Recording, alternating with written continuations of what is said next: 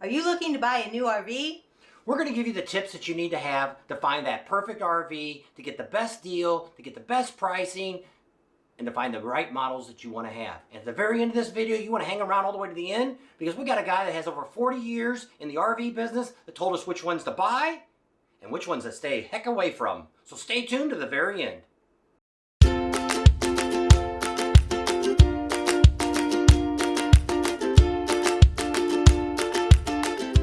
Hi, I'm Bob. And I'm Tam. And we are Bob and Tam's Excellent Adventures.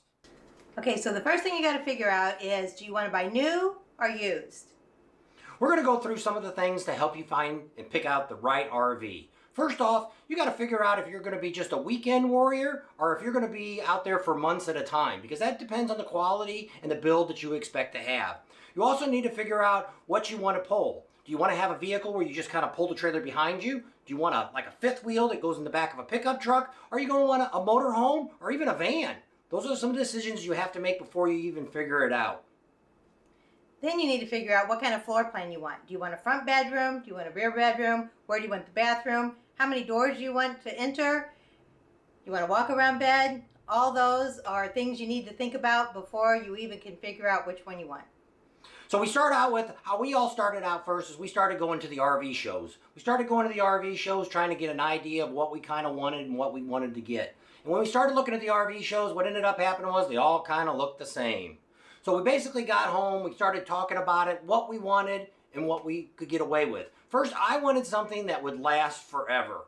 We've owned a fold-down trailer many years ago, back in the 80s, and we wanted something a little bit better now, something that we could go out for a long period of time if we needed to, and something that would hold up and it would last and it wouldn't come up with a lot of the problems that we see today. So that was some of my concerns. And of course, we wanted something that was nice. We didn't want to take the hit on a new RV because they depreciate so fast. And you just have to look at the quality. We wanted, like Bob said, we wanted something that lasted, and we wanted something that was going to be durable if we wanted to go off-roading, if we wanted to do boondocking, something we could take off-road and it was going to stick with us and last for a while. So we'll go through some of the accessories that you might want to get with your RV. You know, you might want to have, if you've got the kids, you might want to have bunks. Those are in the back or in the middle.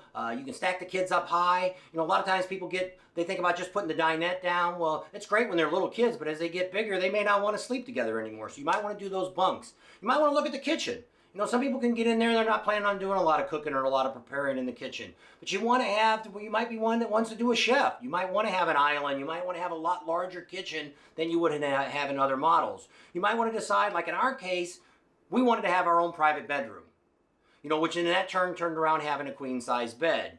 You might want to look at some toy haulers and some of the larger trailers actually have 2 bathrooms.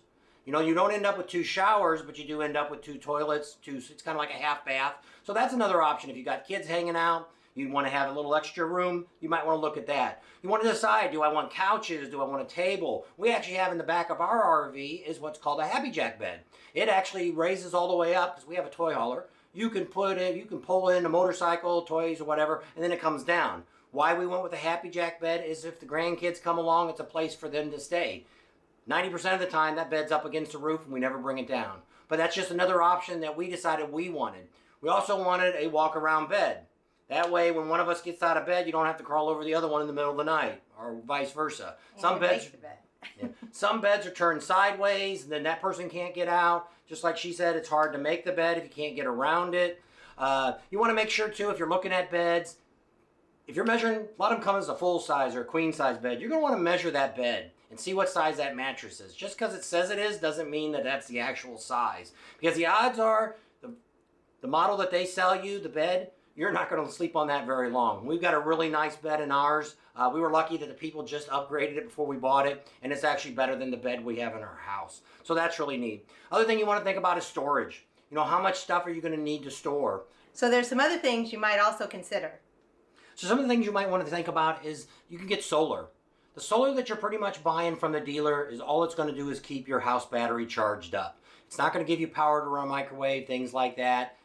If it's wired up, same thing. The wire's too small to run anything big off of that. So that's the first thing you think about with solar. Also, you have to think about air conditioner. People don't think about an AC. How many do I need? Some of these larger models, you can get up to 3 AC units. Our 28-foot trailer, we have 2 ACs. Why do we have that? Because we live out in the desert and we go out where it's hot. So that's where you might need that extra AC for the extra one. Also, we have the front bedroom. That gives that air conditioner in the front. We have it just for the main bedroom. The second one is in the back, more for the rest of the area of the RV. So you want to think about air conditioner. Another accessory that you should think about is a generator. If you're in a position that we are in where we go out and we do some boondocking, things like that, a generator can come in really handy. We're not doing a lot of boondocking yet, so at this point solar isn't justified, but a generator is. The next thing when you're thinking about a generator is a fuel station. People say, why? I'm not sure of a fuel station. Well, we do have a toy hauler. So looking at a toy hauler, we do have a motorcycle. We have some ATVs for the kids so they can fill up. But the other nice thing, the generator runs off of that tank. So we have 36 gallons on board of gas. That way we don't have to worry about filling it up all the time. People have generators sitting outside. Ours is mounted right to the trailer. Don't have to worry about it being stolen, things like that. So that really helps. The other thing you want to look at is your holding tanks, your black and your gray tank and your fresh water. You want to know how big those are. I seen someone the other day, which I don't think this was true, but they said they only had a 9-gallon black tank. And I'm like, I can't even believe something that's small. Now we have a 100-gallon fresh water and we have a 46 black, 46 gray. So we do pretty good. We can make it out 7 days with our water supply and we do pretty well with that. So those are things that you want to kind of take a look at. Now we also have a toy hauler. You also want to know what that loading ramp that's coming up, how much weight can be put on there. Ours is basically 4,000 pounds, but I've seen some out here that are made out of really chintzy wood, and they'll be lucky to hold 1,500 pounds. So if you got something large you're putting in there, you may end up damaging your ramp.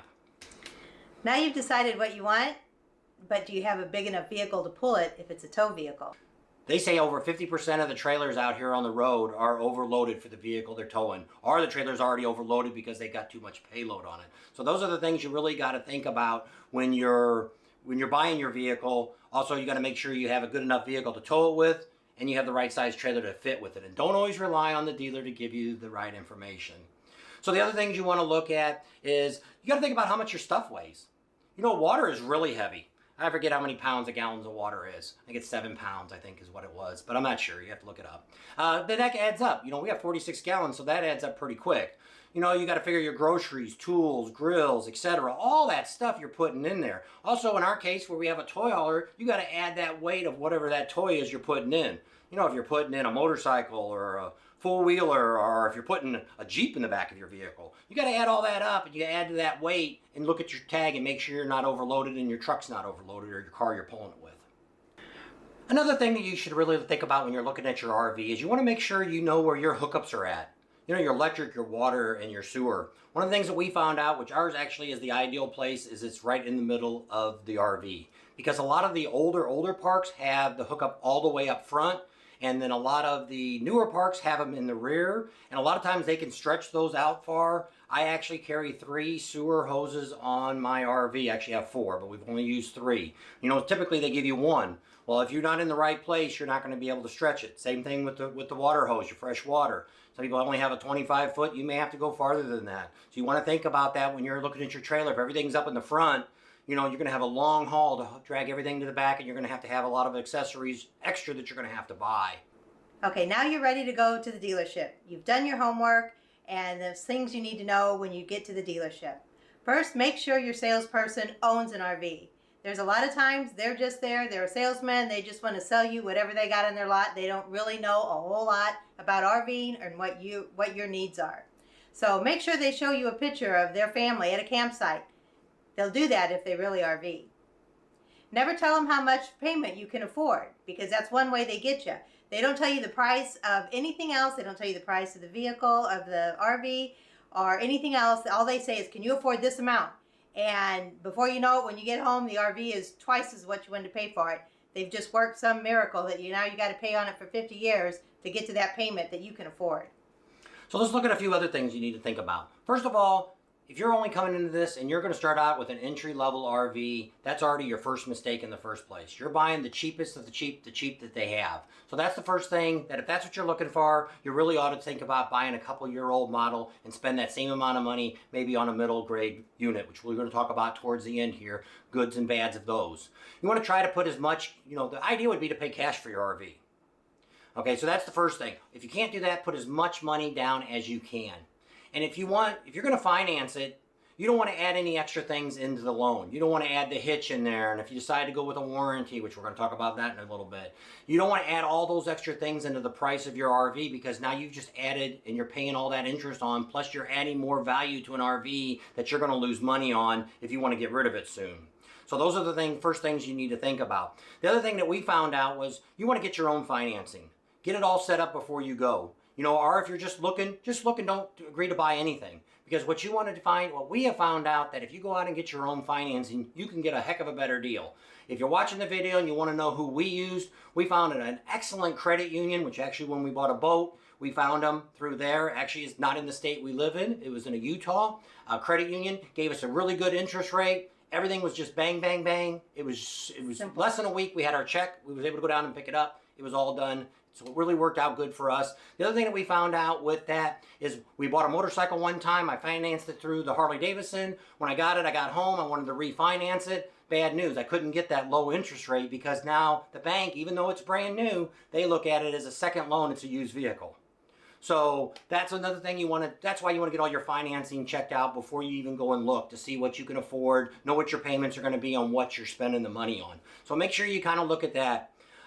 You also want to realize that as soon as you pull that thing off the lot, you've already lost at least 25% of the value of that trailer. So if you're already maxed out on your credit, you financed everything, putting a couple $100 down, and if something happened, or which we're going to talk about a little later about, there's a lot of junk out here.